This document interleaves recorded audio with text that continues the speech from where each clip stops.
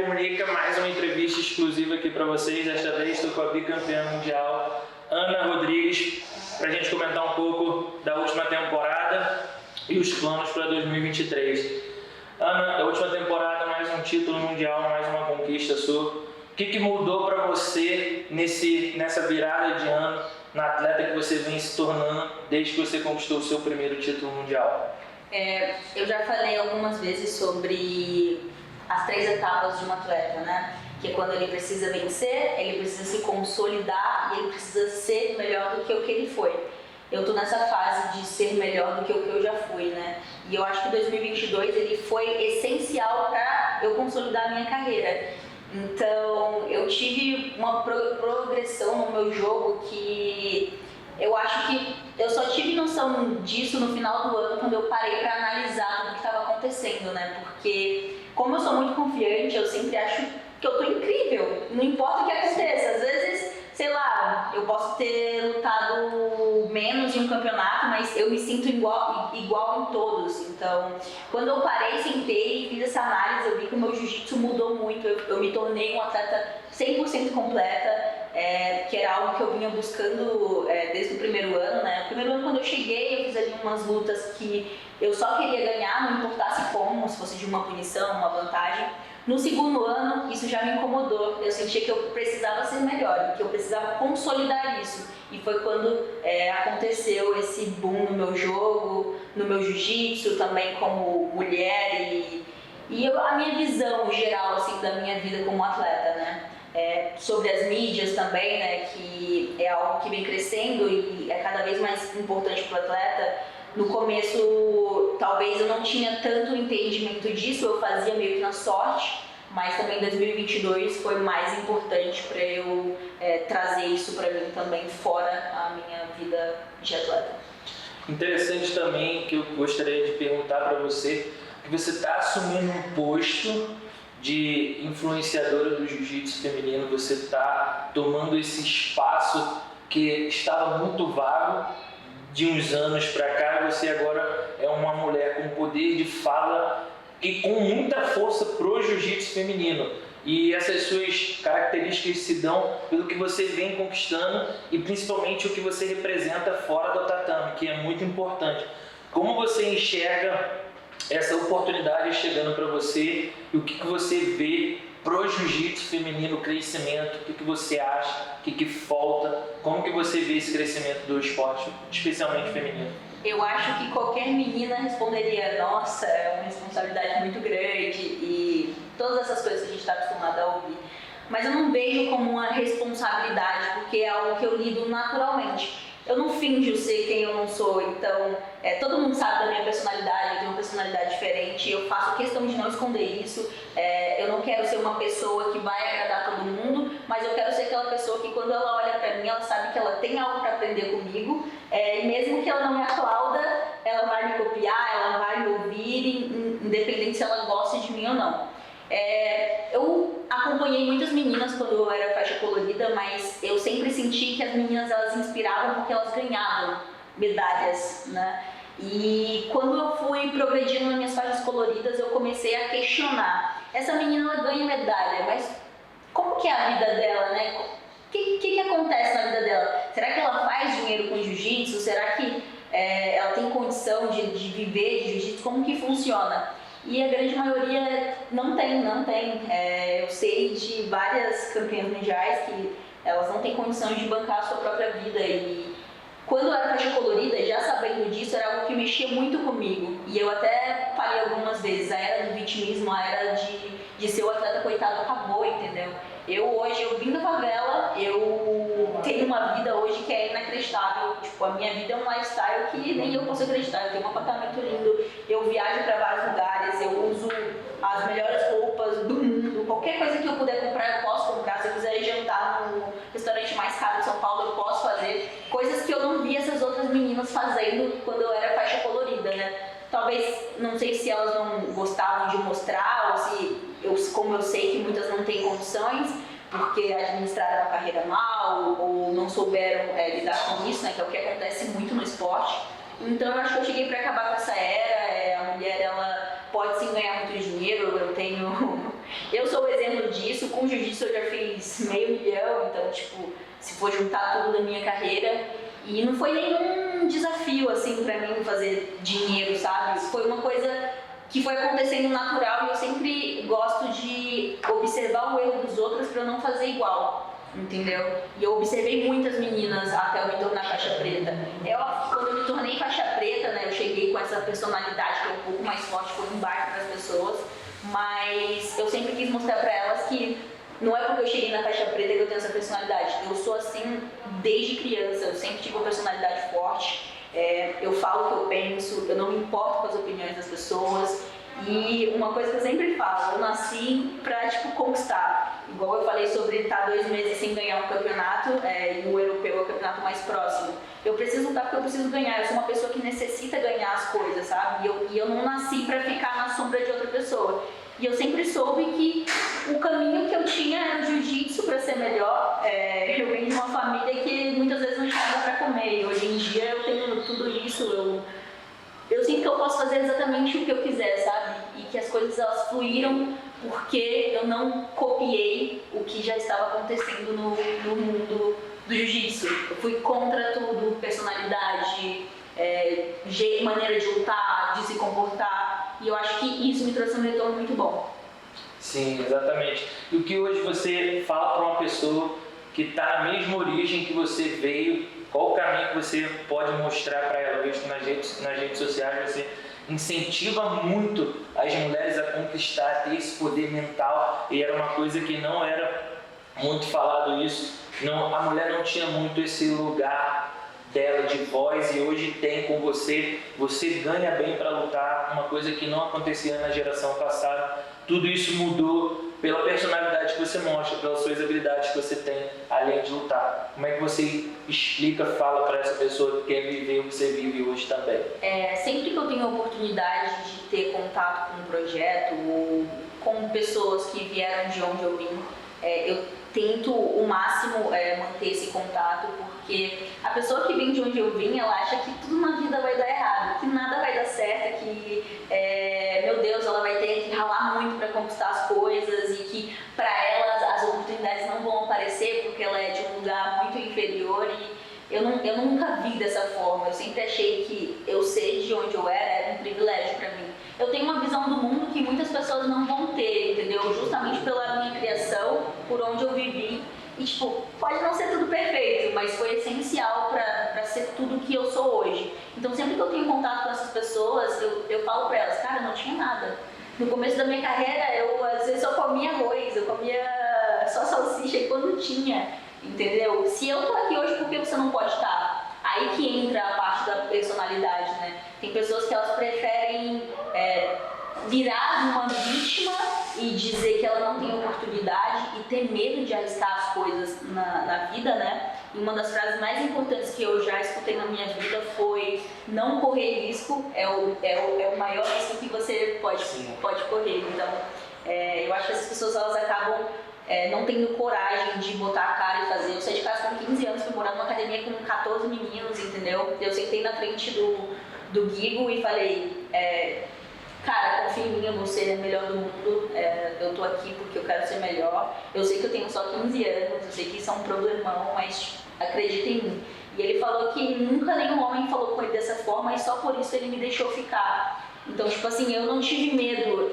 Eu já tava num lugar que era uma merda, entendeu? O que podia acontecer? Eu receber um não, algo dar errado, sendo que tudo na minha vida já dava errado naquela época, entendeu? Eu estudava numa escola ruim, eu tinha uma relação ruim com os meus pais no início, porque eu sentia que eu estava num lugar errado, isso me incomodava muito o tempo todo. Eu falava, não é possível, eu não sou desse lugar, eu não tenho as mesmas ambições que os meus pais, eu penso muito grande. Meu pai é alguém que pra ele, onde ele estiver tá bom, sabe? Ele não pensa muito grande. A minha mãe é uma pessoa que pensa mais, mas ela, às vezes, ela não tem coragem. E eu acho que, mais uma vez, eu observo as pessoas e tiro delas o que eu não quero ser, o que eu não quero fazer. E eu tirei isso dos meus pais muito nova, entendeu? E foi todo esse entendimento. Eu acho que as pessoas elas demoram muito para amadurecer, mas você precisa perceber que você é a única pessoa na vida que pode fazer alguma coisa por você. Não tem mais ninguém nesse mundo que possa fazer. Alguém pode chegar e pode te ajudar, mas até você encontrar essa pessoa, você trabalhou para conhecê-la, entendeu? Você trabalhou para criar essa oportunidade que ela tá te dando, porque ninguém vai te ver na rua e vai chegar para você, olha, toma essa oportunidade. Não vai, você tem que demonstrar. Então eu acho que as pessoas hoje em dia, para elas saírem de onde eu saí, para elas terem essa potência na vida, elas precisam colocar a cara, elas precisam ter coragem. E mais uma vez, o não a gente tem, é uma frase bem clichê, mas o não a gente já tem. E eu sempre penso que na vida, as coisas que dão certo, elas são frutos dos seus esforços. Porque para dar errado, já tá tudo para dar errado, entendeu? Sim. O que você vira para dar certo é o lucro. É o lucro que você adquire de tudo que você é, de tudo que você trabalha. Sim. E agora você vai para o Europeu, onde mais um torneio que você já conquistou. Então, quase 2 semanas, né? Menos de 2 semanas para o evento. Mentalmente, como você se sente para lutar um campeonato? Explica pra gente o modo que você já se sentiu e o modo que você está hoje. Quando eu falo esse modo, quando você não tinha, você lutava para ser alguém e agora sendo alguém. O que muda nessa relação? Cara, pra te ser sincera, eu era faixa roxa e eu falava que eu era faixa preta de ponteira roxa, de tão confiante que eu era. E eu replicava as coisas que eu via nos campeonatos dos faixas pretas. Então, quando eu era faixa roxa, eu já lutava como uma faixa preta. Às vezes meu professor falava assim, por que você tá lutando como se você tivesse uma final de mundial faixa preta? Você pode finalizar essa menina. E eu replicava, entendeu? Porque eu sabia que as finais de faixas pretas eram muito duras e que você precisava ser estrategista, inteligente. Eu meio que replicava isso numa época que eu poderia soltar a mão e com certeza eu ia me sobressair no campeonato. Mas eu já lutava assim porque eu tinha esse pensamento que eu era faixa preta, né? Aí beleza, quando eu cheguei com 2 meses de faixa preta, eu já tinha vencido 3 campeões mundiais. E me perguntaram como eu me sentia, tipo, como você se sente lutando contra elas? Você não se sente pressionada? E eu falei que eu não me sentia inferior a elas. Eu achava muito legal elas terem ganho o mundial, mas eu sempre pensava que elas não tinham ganho porque eu não estava lá. Então era uma mentalidade minha assim que eu tinha desde da faixa roxa, era algo que eu carregava comigo. Quem teve a oportunidade de conviver comigo sabia que eu vivia em prol da faixa preta. Eu até às vezes me arrependo um pouco de não ter curtido as faixas coloridas, porque eu só pensava na faixa preta, era meu ponto alvo assim da minha vida, até porque quando eu saí de casa, que eu tive uma discussão com meu pai na época, porque ele não queria que eu fizesse jiu-jitsu, ele falou que eu não ia ser faixa preta, que eu nunca ia ser nada. Então eu só estava esperando a oportunidade de encontrar o preparado, entendeu? E eu pensava assim. Aí beleza, eu lutei o europeu em 2020, foi o meu primeiro ano de faixa preta, Covid. Sim. Covid, aí me destruiu, porque eu planejo a minha vida e desde que eu tinha começado o jiu-jitsu, eu planejei que eu ia ser faixa preta em 2020. E aí eu ia ganhar meu primeiro mundial em 2020. Isso me destruiu de um jeito que eu fiquei muito abalada, porque meio que eu adiei algo que eu sabia que eu tinha extremo potencial de vencer. Eu ia fazer o Grand Slam esse ano, era um fato, assim, eu não tenho a menor dúvida. E aí passou a pandemia, eu reiniciei tudo de novo. Na pandemia eu tive um boom tecnicamente, foi incrível, assim, eu nem sei explicar assim, o que realmente aconteceu comigo. Eu estava tão preocupada com o que eu deveria conquistar que a pandemia, todas as outras coisas, elas não me afetaram de uma forma negativa. Apenas que o sonho foi adiado por mais um ano, né? Aí eu reiniciei tudo em 2021 e eu já me sentia campeã mundial, mesmo sem ter ganho o mundial em 2020. Isso era um sentimento que ele exalava quando eu acordava, quando eu andava, era como se eu fosse campeã mundial. E quando alguém me perguntava, eu falava, eu sou campeã mundial. Eu só não sei mundial, mas eu sou. E aí foi acontecendo as coisas, eu fui lutando muito, eu fui aparecendo mais, as pessoas foram me conhecendo mais. E podem falar o que for, mas 2021, quando eu apareci, as pessoas sabiam que eu não estava para brincadeira. Que mais uma vez eu estava esperando a oportunidade de me encontrar, né? E aí o Mundial saiu em dezembro. Foi muito louco, porque eu estava machucada e eu estava estudando moda aqui. De 2020 para 2021 eu descobri que eu amava outra coisa também. Isso foi um baque na minha vida, porque eu comecei a me dividir. Eu estudava muito e treinava muito. E às vezes eu sentia que um atrapalhava o outro, né? Sim. E de certa forma atrapalhava, mas foi muito bom pra mim. Então saiu o Mundial, eu tava lesionada, eu não podia treinar muito. E mais uma vez, eu fiquei muito triste porque eu falei, caraca, agora que chegou a minha oportunidade, eu tô lesionada, eu tô estudando, fazendo mil coisas da minha vida. Mas aí eu sentei, coloquei minha cabeça no lugar e mais uma vez eu pensei, mas eu sou campeã mundial da categoria, não. Por que eu tô assim, entendeu? Quando chegar a hora, eu vou dar um jeito. Isso é da minha confiança, é algo que eu sinto, que na hora do vamos ver, eu encontro uma maneira. Não sei se porque eu não tenho medo ou porque eu não sinto as coisas como as outras pessoas sentem, que durante muito tempo eu achei que era um problema, né? Depois eu descobri que era uma característica minha. E aí, beleza, foi chegando no Mundial, eu só tava estudando, eu vinha, fazia drill, fazia uns específicos, eu tentei me preparar o melhor que eu pude, mas na verdade eu não consegui treinar, foi o campeonato que eu menos treinei na minha vida. Eu fui lá e foi incrível, foi fácil. Foi fácil e foi a primeira vez que eu pude sentir uma emoção diferente, né? Quando eu era criança eu tive que fazer acompanhamento porque eu tinha um ódio pelo mundo meio esquisito e eu não sentia as coisas como as outras pessoas sentem, ele me falava que eu era uma pedra. E aí foi a primeira vez que eu tive a oportunidade de sentir o que eu senti e eu sabia que eram coisas de muitos anos que eu estava procurando essa emoção, eu estava procurando realmente, eu sou a melhor no que eu faço, porque todo mundo, quando escolhe alguma coisa para sua vida, ele quer ser o melhor naquilo que ele faz, não tem jeito. Imagina, você é jornalista, você não quer ser o melhor? Sim. É óbvio, não tem como. É o instinto, exato, você vive para isso, e sua carreira, seu trabalho é 90% da sua vida. Então você vive 100% para isso. Então nesse dia eu senti que eu tinha tirado um peso das minhas costas e que eu podia sentir as coisas e que eu podia, sei lá, como se eu pudesse ser livre e antes eu não era. E mais uma vez, tudo pra mim foi muito pesado, tipo, eu não podia errar, eu me cobrava muito, eu vivia numa pressão absurda.